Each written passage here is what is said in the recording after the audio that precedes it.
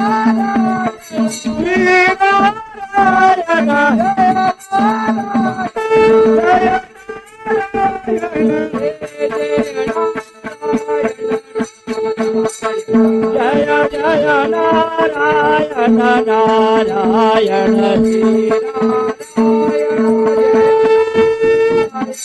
जय नारायण जय नारायण नारायण जय जय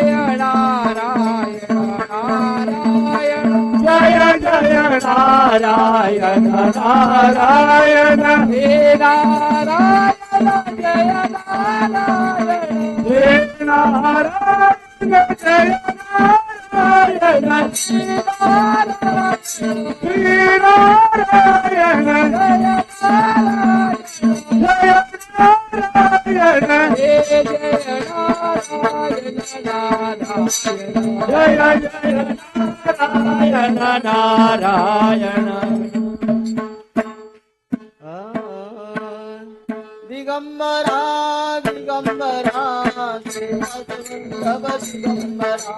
दिगंबरा दिगंबरा श्रीपद वल्लभ दिगंबरा दिगंबरा दिगंबरा श्रीपद वल्लभ दिगंबरा दिगंबरा दिगंबरा श्रीपद वल्लभ दिगंबरा श्रीपद वल्लभ दिगंबरा श्रीपद वल्लभ दिगंबरा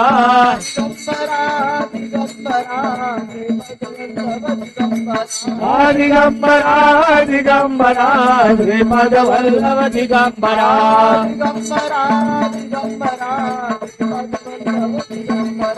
दिगंबरा दिगंबरा श्रीपद वल्लभ दिगंबरा श्रीपद वल्लभ दिगंबरा श्रीपद वल्लभ दिगंबरा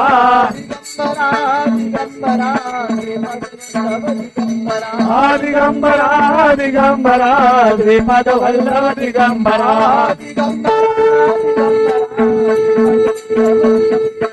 दिगंबरा दिगंबरा श्रीपद वल्लभ दिगंबरा श्रीपद वल्लभ दिगंबरा श्रीपद वल्लभ दिगंबरा दिगंबरा दिगंबरा श्रीपद वल्लभ दिगंबरा दिगंबरा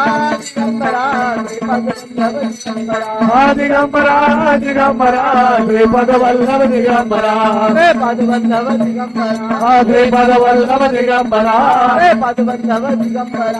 श्रीपद वल्लभ दिगंबरा श्रीपद वल्लभ दिगंबरा दिगंबरा दिगंबरा श्रीपद वल्लभ दिगंबरा दिगंबरा दिगंबरा दिगंबरा श्रीपद वल्लभ दिगंबरा. आज गुरुवार आहे आणि योगायोगाने आज श्री रामनवमीचा योग आज आलेला आहे. म्हणून आज आपण गुरुवारच्या निमित्ताने आणि श्रीरामांच्या जन्मदिवसाच्या निमित्ताने आपण सर्वजण दत्त महाराजांच्या दरबारामध्ये जमलोय आणि या कल्पतरूच्या छायेखाली आपण जे अण्णांनी आपल्याला ज्ञान दिलेलं आहे त्या ज्ञानाच्या बोधातून आपण हे ज्ञानबोध आपण समजून घेत असतो प्रत्येक गुरुवारी आणि पौर्णिमेला. आणि या माणसाच्या जन्माचा जो मूळ हेतू आहे तो या ज्ञानाच्या माध्यमातून समजून येतो की आपण माणूस म्हणून जन्माला आलोय आणि अगाध असा परमेश्वराने आपल्याला जो देह दिलेला आहे त्या देहामध्ये जो आत्माराम आहे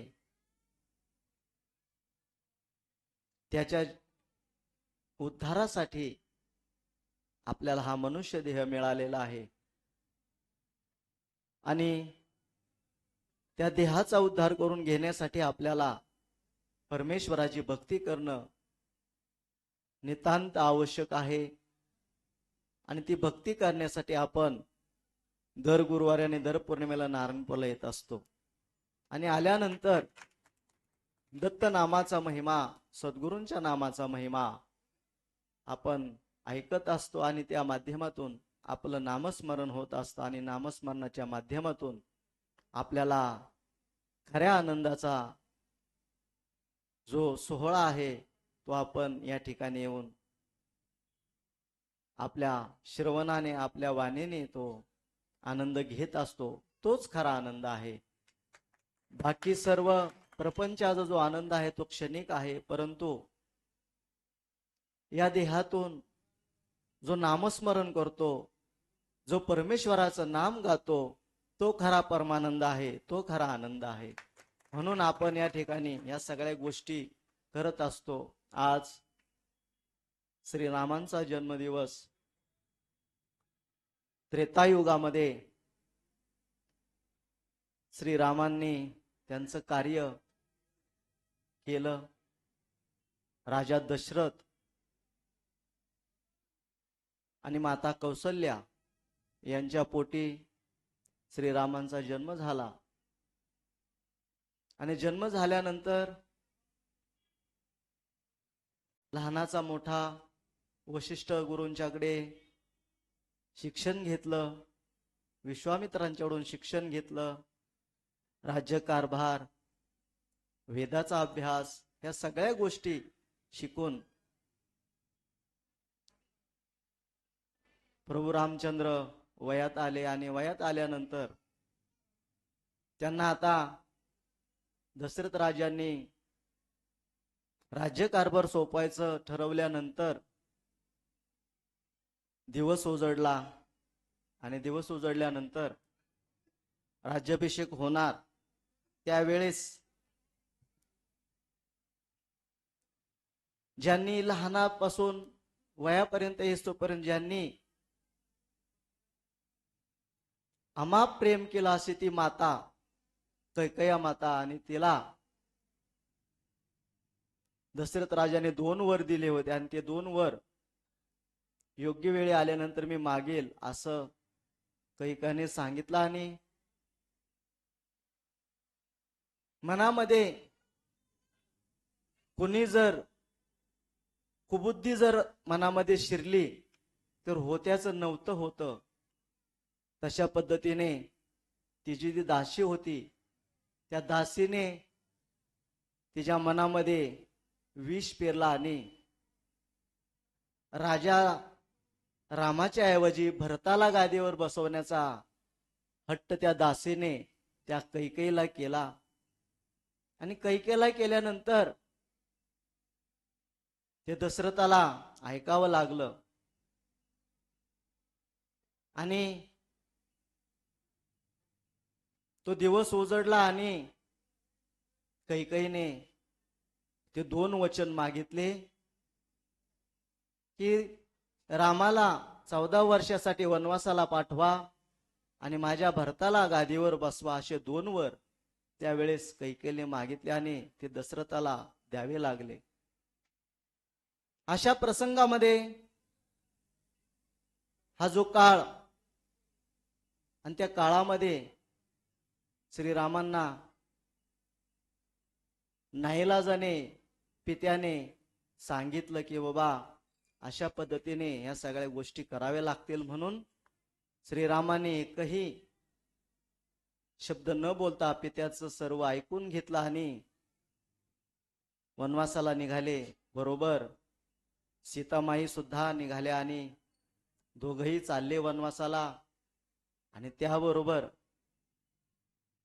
लहान भाऊ त्यांचा लक्ष्मण तोही त्यांच्या सोबत निघाला. अशा पद्धतीने त्यांचा वनवास सुरू झाला.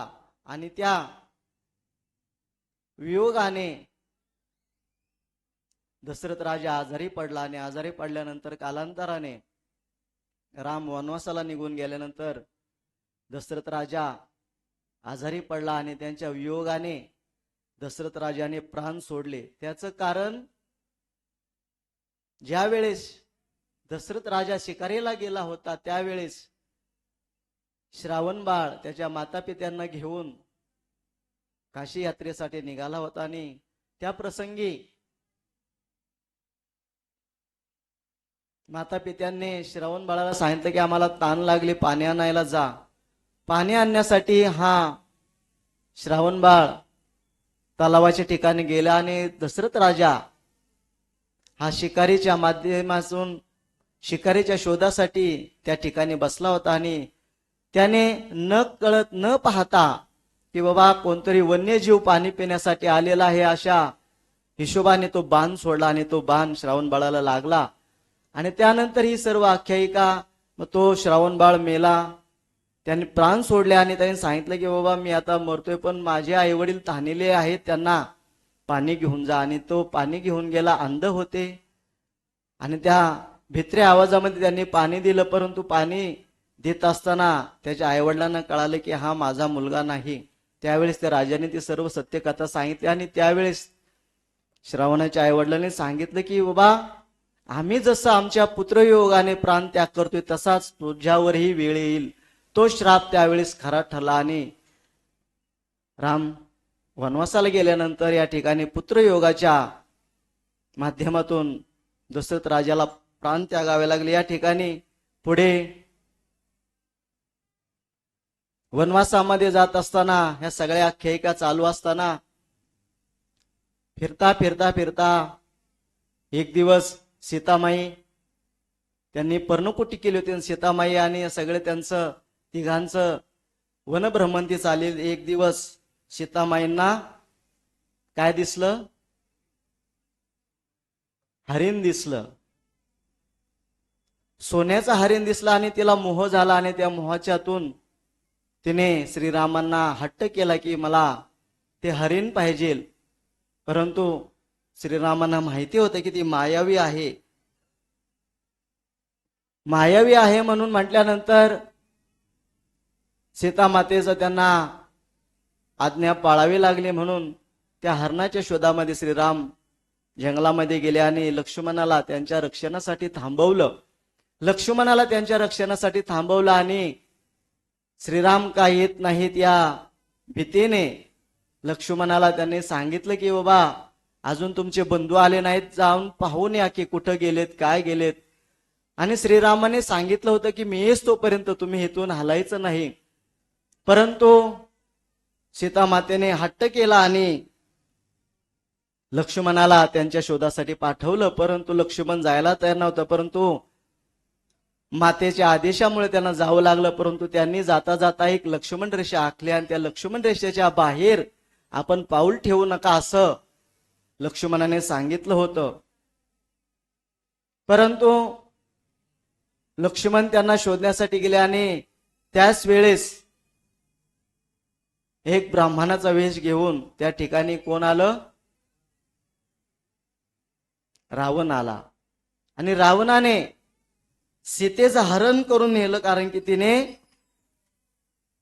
ती लक्ष्मण रेषा ओलांडली म्हणून तिचं अपहरण झालं. मग अपहरण झाल्यानंतर सगळ्या गोष्टी झाल्या. सीताच्या शोधामध्ये हे वनवन भटकू लागले. प्रत्येक ठिकाणी झाडापालांना विचारू लागले, पशुपक्ष्यांना विचारू लागले की माझी सीता कुठं गेली. श्रीराम व्याकुळ झाले होते, दुःखी झाले होते. जरी ते स्वतः परमेश्वर असले तरी या मायेमुळे ते अधीन झाले होते आणि मायेच्या शोकामुळे ते सीता सीता सीता करत वनामध्ये फिरत होते. वनामध्ये फिरत फिरत असताना झाडांना विचारत होते, पानांना विचारत होते, पक्ष्यांना विचारत होते माझी सीता कुठे गेली, सीता कुठे गेली. अशा अवस्थेमध्ये स्वर्गलोकामध्ये भगवान शंकर आणि माता पार्वती हे दोघ जण श्रीरामांची चाललेली व्यथा पाहत होते आणि पार्वती मातेने श्री शंकरांना सांगितलं की हे सर्वज्ञ आहेत, परंतु हे यांना माहिती नसावं का सीता कुठे असेल. मग अशा अवस्थेमध्ये शंकर भगवान म्हणाले जरी त्यांना माहिती असलं तरी ते आत मानव रूपामध्ये आहेत, त्याच्यामुळे त्यांना या सगळ्या गोष्टींना सामोरे जावं लागते. म्हणून पार्वती माता थोडीशी भगवान शंकराकडे पाहून हसले आणि सांगितलं की मी स्वतः त्यांची परीक्षा घेण्यासाठी भूलोकामध्ये जाते आणि त्यांची परीक्षा घेते. त्यावेळेस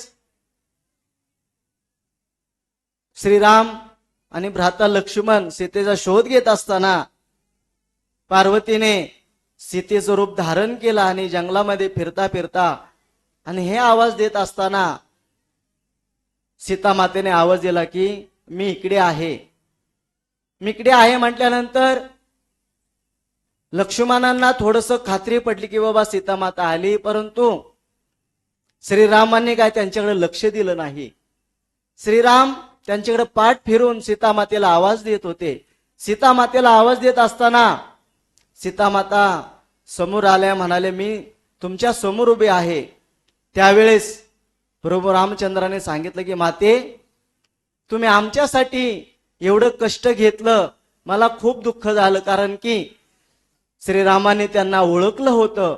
आणि त्याच वेळेस पार्वती मातेने त्यांच्या पुढे नमस्कार केला. कितीही काही असलं तरी त्यांनी त्यांची मर्यादा सोडलेली नाही. म्हणून पार्वती मातेने त्यांना नमस्कार केले आणि त्या लाजिरल्या आणि पुन्हा स्वर्गलोकामध्ये निघून गेल्या. आणि शंकरानं सांगितलं की आज खऱ्या अर्थाने तुम्ही ज्यांची भक्ती करता ते आज सिद्ध झालं, कारण की शंकर भगवान श्रीरामांचा नामजप करतात. हा जो अगाध जो भक्तीचा महिमा आहे तो वेगळाच आहे. म्हणून मग पुढे सगळ्या गोष्टी गेल्या. मग हनुमान भेटले, मारुती भेटले, मग वानर सेना भेटली, मग जांबुवंत, नळ, नीळ सगळ्या शोधामध्ये, सीतामाईच्या शोधामध्ये हे सगळे एकत्रित येऊन उत्तरेकडून दक्षिणेच्या दिशेने मार्गस्थ झाले आणि सीता मातेच्या शोधामध्ये ते कुठं पोचले? कुठं पोचले? नाही. कुठं पोचले? कुठं शिवलिंग स्थापन केलं? रामेश्वरला. रामेश्वरला पोचला आणि त्यांना प्रभू रामचंद्र त्या ठिकाणी बसले. सर्व वानर सेना बैले आणि आता सीता मातेचा शोध लागला की बाबा सीता माता रावणाने पळून नेलेली आहे, ते लंकेमध्ये ठेवलेले आहे, लंकेच्या कारागृहामध्ये ठेवलेले आहे. परंतु लंकेमध्ये जाण्यासाठी सर्व पाण्याचा भाग आहे, समुद्र आहे. त्या समुद्राच्या पलीकडे जाण्यासाठी आपल्याला काय करावं लागेल? तर सेतू बांधावा लागले. म्हणून सेतू बांधायची सुरुवात केली आणि सेतू बांधण्यासाठी सर्व सज्ज झाले. त्याआधी श्रीरामांचे भक्त मारुतराया त्यांना लहानपणापासूनच ते वायू सूत म्हणजे पवन सूत असे त्यांना शक्ती होते आणि त्या शक्तीचा विसर त्यांना पडला होता. आणि तो विसर जागृत करण्यासाठी जांबुवंतांनी त्यांना सांगितलं की तू वाऱ्याचा मुलगा आहेस, तर तुझ्यामध्ये ते सामर्थ्य आहे की तू लंका समुद्र ओलांडून त्या लंकेमध्ये जाऊ शकतो. असं सांगितल्याबरोबर तो त्याला आदेश दिला आणि त्याची शक्ती जागृत करून त्याला लंकेला पाठवलं, सीतामाईच्या शोधामध्ये पाठवलं, लंका जाळली, सगळ्या गोष्टी झाल्या. परत तो या रामेश्वरमला आणा त्या ठिकाणी सांगितलं की सीतामाई त्या ठिकाणी वनामध्ये आहे, अशोक वनामध्ये आहे. ह्या सगळ्या गोष्टी सांगितल्यानंतर मग त्या ठिकाणी पोहोचण्यासाठी कशा पद्धतीने जायचं, तर समुद्र ओलांडता येणार नाही म्हणून त्यांनी पूल बांधण्याचं ठरवलं. आणि मग तो पूल कशा पद्धतीने बांधायचा, तर ते पूल बांधण्यासाठी कुणाला वरदान दिलं होतं? नळ आणि निळाला, वानरांना ते वरदान होतं की पाण्यावर दगड तरंगतील, अशा पद्धतीचं वरदान होतं. आणि ते वरदानाला तो शोध करून ते दगड टाकू लागले, परंतु त्या दगडावर रामाचं नाव लिहित होते. त्या दगडावर रामाचं नाव लिहितो आणि ते दगड त्या टाकत होते आणि तो दगड तरंगत होता. अशा पद्धतीने हे सगळ्या गोष्टी चालू होत्या. आणि रामांना वाटलं की बाबा माझं नाव लिहून ते समुद्रामध्ये दगड टाकतात, आपण सुद्धा प्रयोग करून बघावा की दगड तरंगतोय का. परंतु श्रीरामाने त्यांचं नाव लिहिलं आणि दगड टाकला आणि तो दगड बुडाला. दगड बुडाल्यानंतर मागूनच कोण पाहत होतं? मारुतराया पाहत होते. आणि मारुतरायाने पाहिल्यानंतर मारुतराया हसले आणि म्हणाले, प्रभू तुमच्यापेक्षा तुमच्या नामामध्ये जास्त ताकद आहे म्हणून तो दगड तरतोय. अशा पद्धतीने या सगळ्या गोष्टी चालू होत्या. खारुताईने त्यांचा वाटा घेतला आणि त्यांच्या पाठीवर ते वाळू वाहत होत्या. म्हणजे प्रत्येकाने त्यामध्ये भाग घेऊन तो पूल पूर्ण केल्याने लंकामध्ये गेले. युद्ध झालं, रावणाला मारलं, सीतामाईला घेऊन आले. या सगळ्या गोष्टी चालू असताना रावणाचा दहन झाला. रामेश्वरमला सीतामात्याने रामचंद्राने त्या ठिकाणी शंकरांची आराधना केल्याने त्या ठिकाणी ते शिवलिंग तयार केले. त्या ठिकाणी पूजा करून परत ते अयोध्येच्या दिशेने, कारण की वनवासाचा वेळ संपत आली होती आणि त्या अयोध्येच्या दिशेने परत निघालेले असताना हळूहळू ते पोचले. आणि अयोध्येमध्ये गेल्यानंतर तोपर्यंत भरताने, जो श्रीरामांचा बंधू होता, तो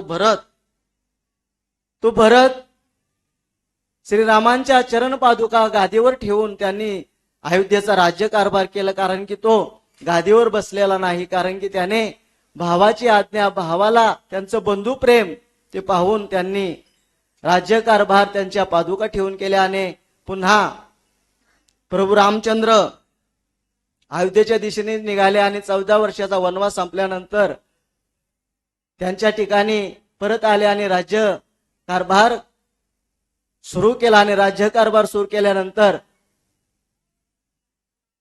या सगळ्या गोष्टी चालू असताना गावामध्ये चर्चा झाली की बाबा श्रीरामांनी सीतामाईला आणलं, परंतु ती योग्य आहे का? कारण की गावामध्ये चर्चा सुरू झाली आणि ती चर्चा श्रीरामांनी ऐकली आणि श्रीरामांना त्याचं दुःख झालं.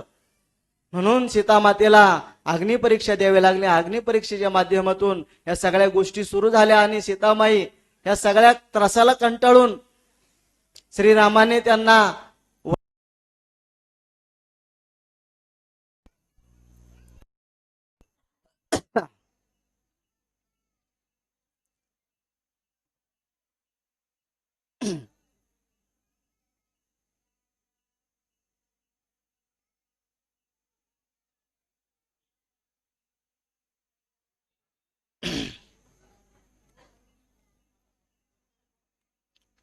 हॅलो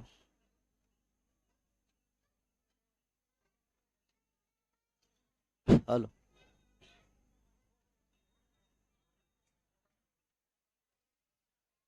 हॅलो हॅलो हा. तर वनामध्ये पाठवल्यानंतर सीतामाता गरोदर होत्या आणि त्यांची वनामध्ये पाठवल्यानंतर त्यांचं रक्षण कोणी केलं? वाल्मिक ऋषींनी केलं. आणि लव आणि कुश असे 2 पुत्र श्रीरामांना झाले. आणि पुढे श्रीराम त्यांचा राज्यकारभार चालू होता आणि अश्वमेध करण्याचं त्यांनी ठरवलं. परंतु अश्वमेध करण्यासाठी त्यांच्या सोबत धर्मपत्नी पाहिजे, परंतु ते एकटेच त्या ठिकाणी बसले, कारण की दुसरी पत्नी त्यांनी केली नाही. आणि सीता मातेच्या माध्यमातून त्यांनी काय केलं? पाटावर सुपारी ठेवली आणि त्या सुपारीच्या माध्यमातून त्यांनी तो अश्वमेध सुरू केला. आणि तो त्या पद्धतीने या सगळ्या गोष्टी सुरू झाल्या. आणि ह्या सगळ्या मग पुढे सगळ्या गोष्टी सर्वांना माहिती आहेत की कशा पद्धतीने काय काय झालं, कशा पद्धतीने काय काय झालं. श्रीरामांनी कशा पद्धतीने त्यांचं जीवन कार्य व्यवस्थितपणे घडवलं. त्यातून आपल्याला बोध काय घ्यायचा आहे की श्रीराम हे मर्यादा पुरुषोत्तम राहिले. त्यांनी अख्खा आयुष्य मर्यादेत घालवलं. एक पत्नी एक वचनी असे राहिले. म्हणून ते आज जगामध्ये आज आपण त्यांचं नाव घेतोय, श्रीराम म्हणून आपण नाव घेतोय. कारण की त्यांनी त्यांच्या कार्यामध्ये, त्यांनी त्यांच्या आयुष्यामध्ये जगाला हेच दाखवून दिलं की आपण माणूस म्हणून जन्माला आलोय. मग माणूस आपण जर जन्माला आलो, आपण सुद्धा आपली मर्यादा उल्लंघून घेतली, मर्यादेचं आपण उल्लंघन केलं नाही पाहिजे. म्हणून मर्यादा प्रभू रामचंद्राकडून शिकायची. कशा पद्धतीने आपलं जीवन जगायचं, कशा पद्धतीने आपल्याला राहायचं, ह्या सगळ्या गोष्टी प्रभू रामचंद्राने आपल्याला शिकवलेलं आहे. त्यांच्या देहाचं तेच उद्देश होतं की आपण या सगळ्या गोष्टी आपण मर्यादित राहावं. किती जरी दुःख आलं, किती जरी काही आलं तरी आपण समस्थितीत राहावं. सुख आलं, दुःख आलं तरी आपण जास्त हुरळून न जाता, जास्त दुःख न मानता आपण मर्यादित राहावं. आपण आपली मर्यादा जर थांबवली, आपण मर्यादा जर आपण पाळली, तर आपण त्या जन्माला आल्याचं सार्थक होत असतं. म्हणून या सगळ्या गोष्टी प्रभू रामचंद्रांच्या या जन्माच्या माध्यमातून आपण समजून घ्यायचे. म्हणून आज योगायोगाने आज रामनवमी आहे. चैत्र शुद्ध नवमीला त्यांचा जन्म झाला.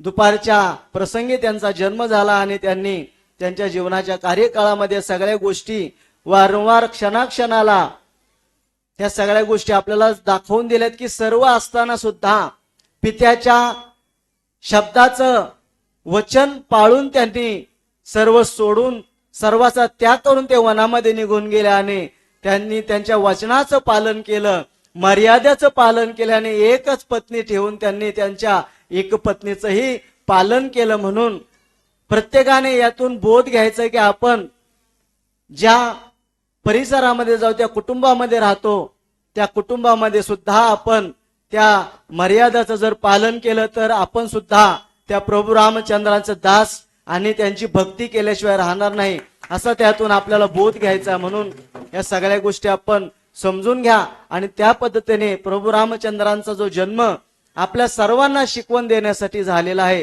त्याची आठवण, त्याची जागृती प्रत्येकाने अंतःकरणामध्ये ठेवली पाहिजे. हेच ज्ञान अण्णांनी आपल्याला त्यांच्या माध्यमातून, प्रवचनाच्या माध्यमातून आपल्याला दिलेलं आहे की तुम्ही माणूस म्हणून जन्माला आलेला आहात. जर माणूस म्हणून जन्माला आलेले आहात, मग तुमची माणसाची मर्यादा काय आहे ती मर्यादा ओळखा.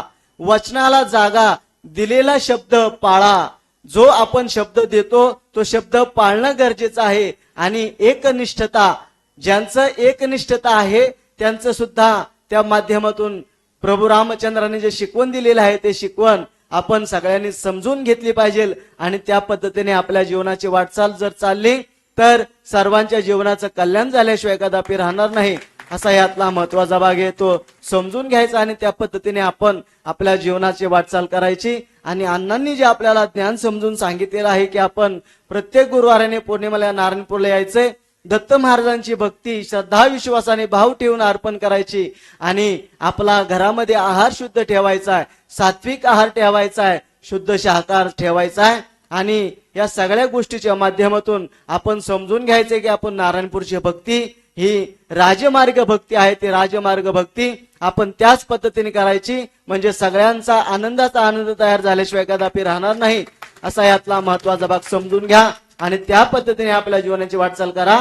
या सगळ्या गोष्टी समजून घ्या. आता भजनासाठी सर्वांनी सज्ज राहा. प्रभू रामचंद्र भगवान की जय. त्याआधी थोडं अन्नदानाचं सांगू.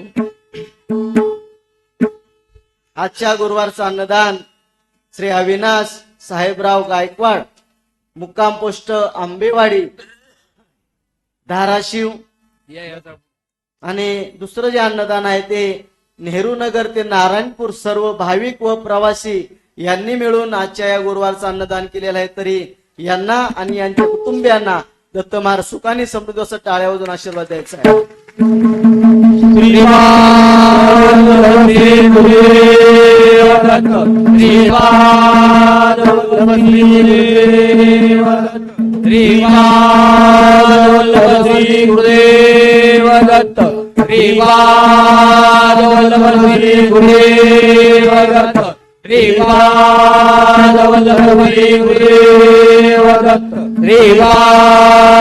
वल्लभ श्री गुरुदेव दत्त. श्रीपाद वल्लभ श्री गुरुदेव दत्त.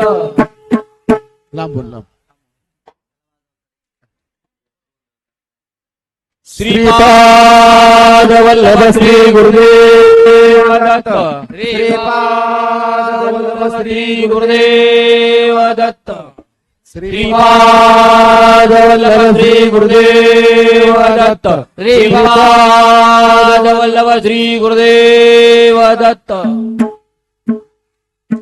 हे घ्या हो माऊली हो. हॅलो, सर्वांनी आता भजनासाठी सज्ज राहायचंय. आपली पुढची जी पौर्णिमा आहे ती चैत्र पौर्णिमा आहे. दिनांक 1/4/2026 वार आहे बुधवार. या दिवशी आपली चैत्र पौर्णिमा आहे, याची सर्वांनी नोंद घ्यायची. आणि आता प्रसादासाठी सर्वांनी सज्ज राहायचंय.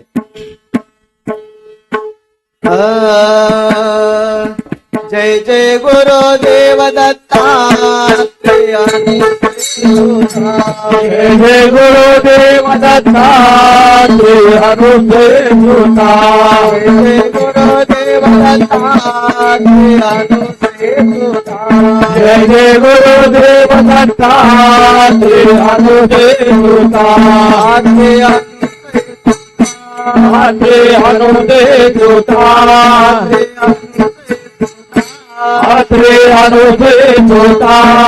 जय जय गुरुदेव दत्ता श्री हनुदेव सुता. जय जय गुरुदेव दत्ता श्री हनुदेव सुता. श्री हनुदेव सुता. श्री हनुदेव सुता. जय जय गुरुदेव दत्ता श्री हनुदेव सुता. जय जय गुरुदेव दत्ता श्री हनुदेव सुता. श्री हनुदेव सुता. श्री हनुदेव सुता. जय जय गुरुदेव दत्ता श्री हनुदेव सुता. जय जय गुरुदेव दत्ता श्री हनुदेव सुता. श्री हनुदेव सुता. श्री हनुदेव सुता.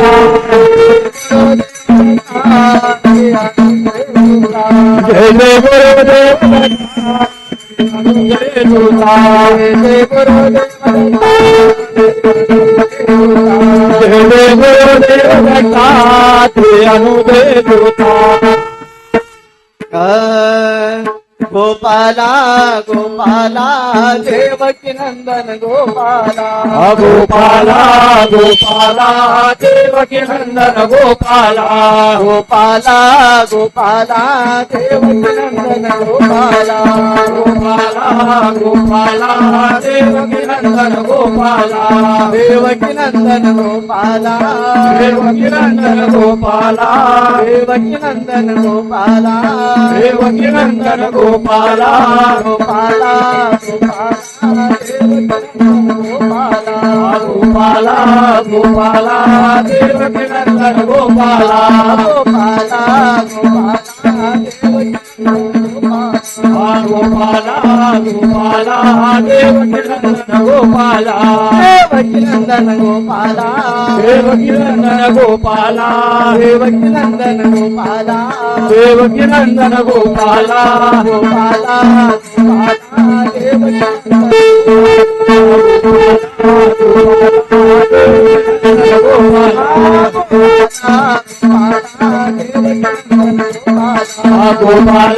गोपाला देवकी गोपाला गोपाला देवकी नंदन गोपाला.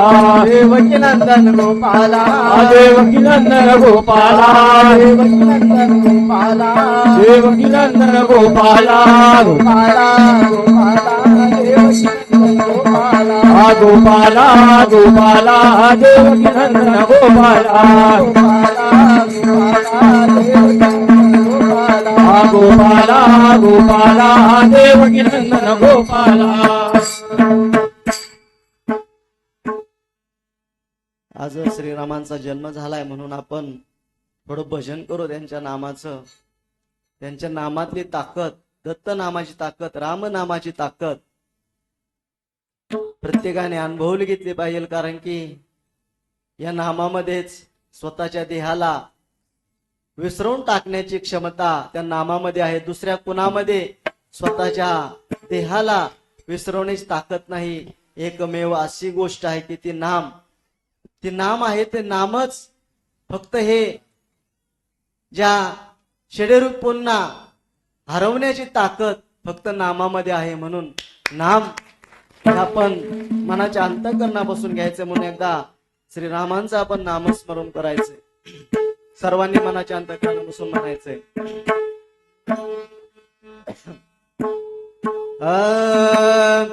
राजा राम राम राम राजा राम राम राजा राम राम राम राजा राम राम राम राजा राम राम राम राजा राम राम राम राजा राम राम राम राजा राम राम राम राजा राम राम राम राजा राम राम राम राजा राम राम राम सीता राम राम राम राजा राम राम राम राजा राम राम राम राजा राम राम राम सीता राम राम राम राजा राम राम राम राजा राम राम राम राजा राम राम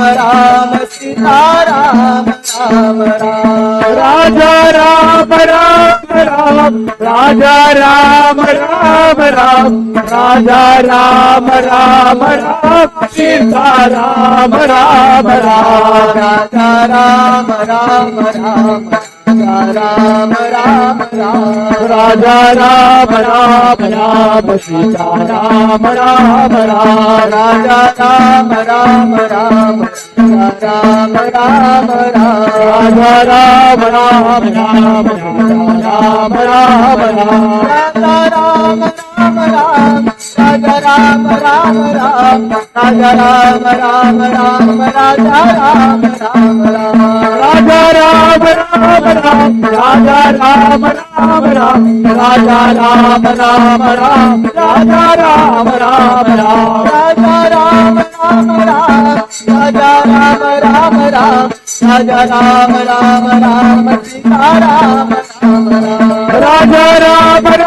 राम राजा राम राम राम राजा राम राम राम राम राम राम राजा राम राम राम राजा राम राम राम राजा राम राम राम राम राम राम राजा राम राम राम राजा राम राम राम राजा राम राम राम राम राम राम राजा राम राम राम राम राम राम राजा राम राम राम राम राम राम राजा राम राम राम राम राम राम राजा राम राम राम राम राम राम राजा राम राम राम राम राम राजा राम राम राम राम राम राम राजा राम राम राम राम राम राम राजा राम राम राम राम राम राम राजा राम राम राम राम राम राम राजा राम राम राम राम राम राजा राम राम राम राम राम राजा राम राम राम राम राम राजा राम राम राम राम राम राजा राम राम राम राम राम राजा राम राम राम राम राजा राम राम राम राजा राम राम राम राजा राम राम राम राजा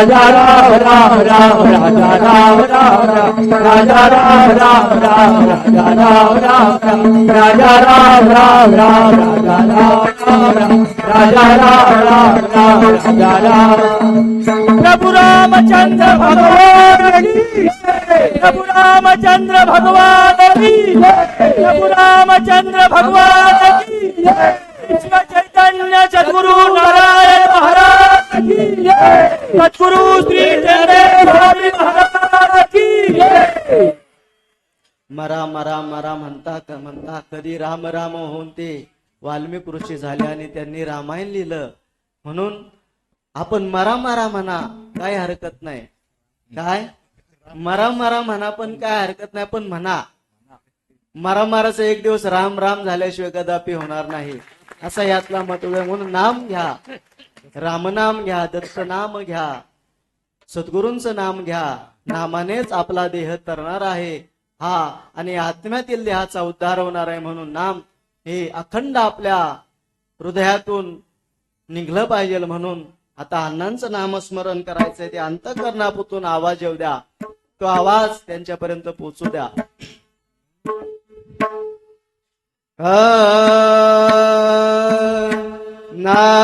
नारायण नारायण श्री गुरु नारायण नारायण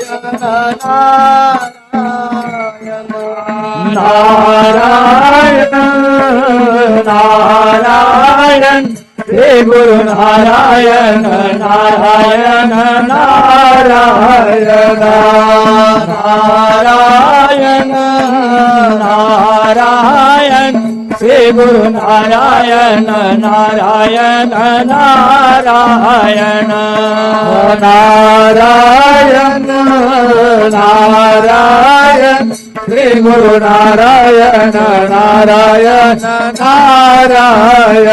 श्री गुरु नारायण नारायण नारायण श्री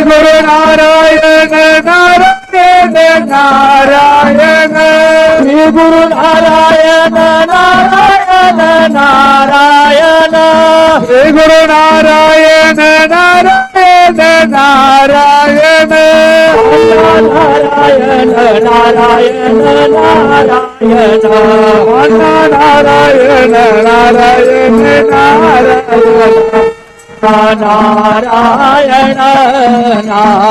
नारायण श्री गुरु नारायण नारायण नारायण नारायण नारायण नारायण नारायण नारायण नारायण नारायण श्री गुरु नारायण नारायण नारायण नारायण नारायण श्री गुरु नारायण नारायण नारायण नारायण नारायण श्री गुरु नारायण नारायण नारायण नारायण नारायण श्री गुरु नारायण नारायण नारायण श्री गुरु नारायण नारायण नारायण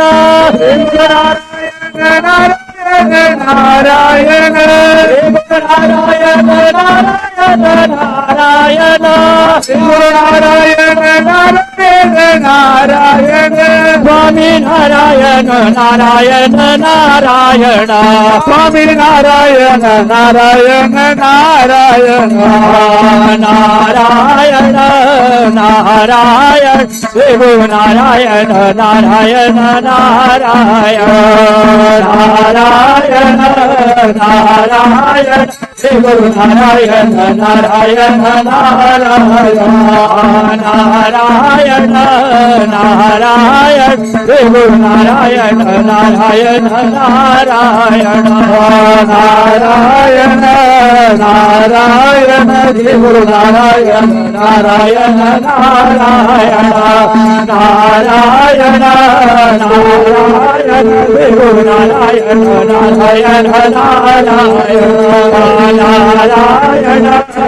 नारायण श्री गुरु नारायण नारायण नारायण नारायण नारायण श्री गुरु नारायण नारायण नारायण नारायण श्री गुरु नारायण नारायण नारायण नारायण नारायण श्री गुरु नारायण नारायण नारायण नारायण नारायण श्री गुरु नारायण नारायण नारायण नारायण नारायण श्री गुरु नारायण नारायण नारायण नारायण नारायण त्रिभुवन नारायण नारायण नारायण नारायण नारायण त्रिभुवन नारायण नारायण सर्वांनी एकदा हात वर करायचे. गुरुदेव दत्त गुरुदेव दत्त गुरुदेव दत्त गुरुदेव दत्त गुरुदेव दत्त गुरुदेव दत्त विश्व चैतन्य सद्गुरु नारायण महाराज की सद्गुरु श्री टेंबे स्वामी महाराज की प्रभु रामचंद्र भगवान की जय. सर्वांना दत्त महाराजांच्या वतीने, अण्णांच्या वतीने, प्रभू रामचंद्रांच्या वतीने सर्वांना मनापासून आशीर्वाद आहे. त्यांच्या वचनांचं सर्वांनी पालन करावं हाही सर्वांना प्रभू रामचंद्रांच्याकडून संदेश आहे. सर्वांनी त्यांचं जे कार्य आहे ते कार्य आपण मनापासून पार पाडा. सद्गुरू अण्णा महाराजांनी जे ज्ञान दिलेलं आहे त्या ज्ञानाचा विचार करून ते आत्मसात करा. म्हणजे सर्वांना आनंदाचा आनंद मिळाल्याशिवाय राहणार नाही. आता आरती होईल. आरतीनंतर सर्वांनी माधुगिरी महाप्रसाद घ्यायचा आहे.